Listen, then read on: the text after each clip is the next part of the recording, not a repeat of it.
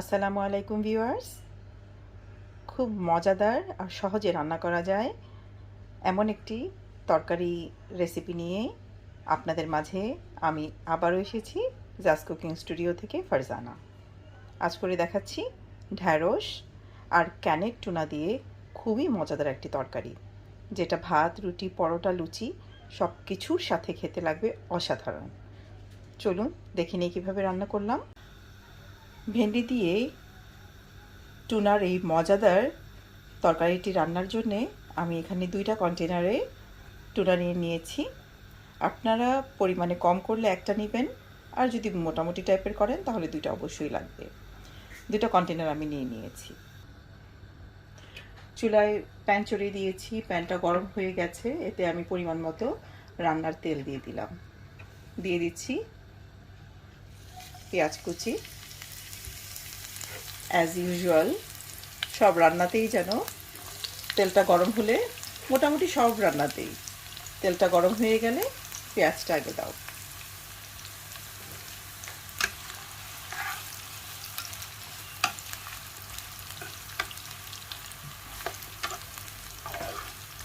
খাবারটা খেতে একটু ডিফারেন্ট, কিন্তু অনেক মজা। রুটি দিয়ে, পরোটা দিয়ে, ভাত দিয়ে খেতে আসলেই খুব মজা।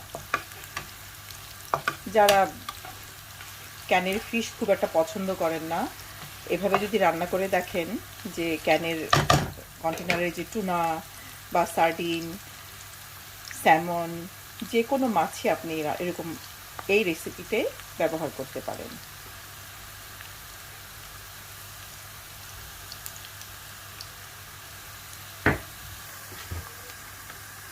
এখন দিয়ে দিচ্ছি আদা এবং রসুনকে একসাথে আমি একটু ভালো করে ছেঁচে নিয়েছি, একদম মিহি করিনি, দানা দানা রয়েছে।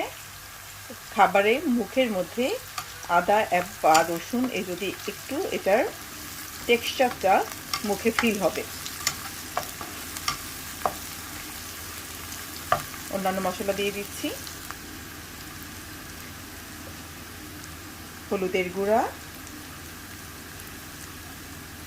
ধনের গুঁড়া, সব কিছু আপনারা আপনাদের আন্দাজ অনুযায়ী ব্যবহার করবেন।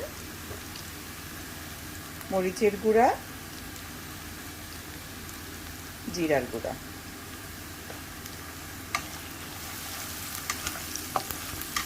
সামান্য পানি আর পরিমাণ মতো লবণ দিয়ে মশলাগুলোকে একটু ভালো করে কষিয়ে নিব।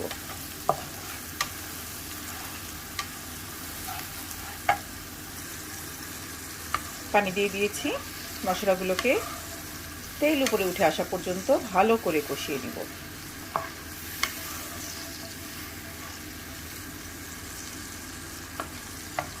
ফিরে আসছি 4 থেকে 5 মিনিট পর। মশলাগুলো কষানো হয়ে গেছে। এখন আমি এর মাঝে খুলে রাখা কন্টেনারে টুনাগুলো দিয়ে দিচ্ছি। টুনাগুলোকে মিশিয়ে নিলাম। টুনাগুলোকে আমি মিডিয়াম টু লো আছে 5-7 মিনিট একটু ভালো করে কষিয়ে নিব। টুনা কিন্তু এই যে ক্যানের টুনা বা ফ্রেশ টুনা খেতে কিন্তু আসলে খুব মজা। ঠিকমতো রান্না করতে পারলে এটার স্বাদটা গোশতের চেয়ে কোনো অংশে কম লাগে না। আর এটা রান্নার পরে এটা কিন্তু যখন অনেকটা কোরবানির ঝুরা মাংস যেরকম হয়ে যায় না, ঠিক সেরকম একটু ভাজা ভাজা হয়ে গেলে খেতে অসম্ভব মজা লাগে। রুটির সাথে, পরোটার সাথে যে কি অসাধারণ স্বাদ, এটা একবার করে দেখলেই বুঝতে পারবেন। টুনাগুলো আমার ভালো করে কষানো হয়ে গেছে, একটু কালারও চেঞ্জ হয়ে এসে দেখতে পাচ্ছেন, সুন্দর একটু ভাজা ভাজা হয়েছে, ফ্লেভারটাও খুবই সুন্দর লাগছে।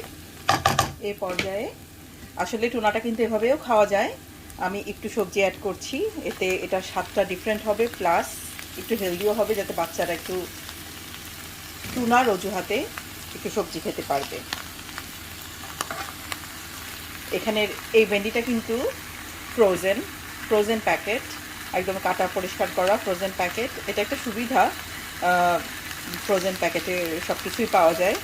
যদিও টেস্টটা যেটা, সেটা একেবারে যে ফ্রেশ সবজির যে ফ্রেশ টেস্ট, এটা তো অবশ্যই ডিফারেন্ট হবে, এটাও একেবারে খারাপ না। তো দিয়ে দিলাম।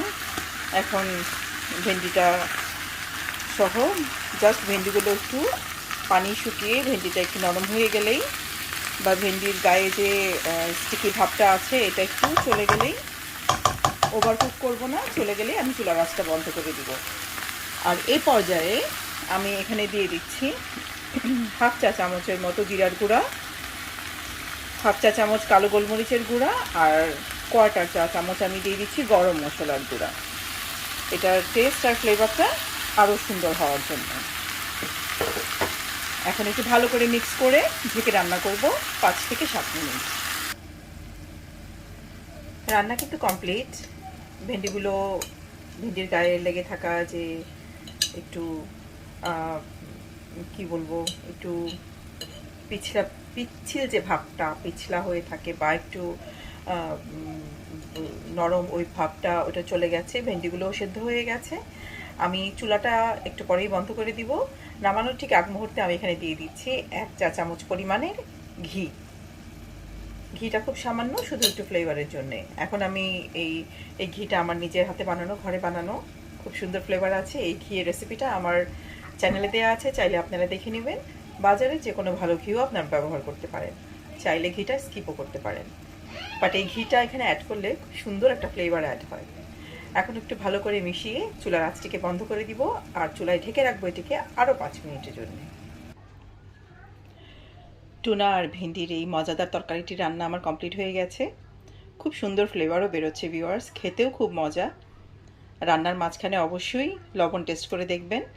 টুনার মধ্যে কিন্তু, যেগুলো প্রিজার্ভড টুনা, এগুলোর মধ্যে একটু সল্ট আগে থেকে দেয়া থাকে, তাই লবণটা একটু সাবধানে দিতে হবে। আগে বলতে ভুলে গেছি, মনে হয়েছে তাই এখন বলে নিলাম। আশা করি আমার আজকের এই রেসিপিটি আপনাদের ভালো লেগেছে। ভালো লেগে থাকলে বাসায় ট্রাই করবেন। চাইলে অন্য কোনো সবজিও ব্যবহার করতে পারেন, আলু বা অন্যান্য যে কোনো সবজি ব্যবহার করতে পারেন।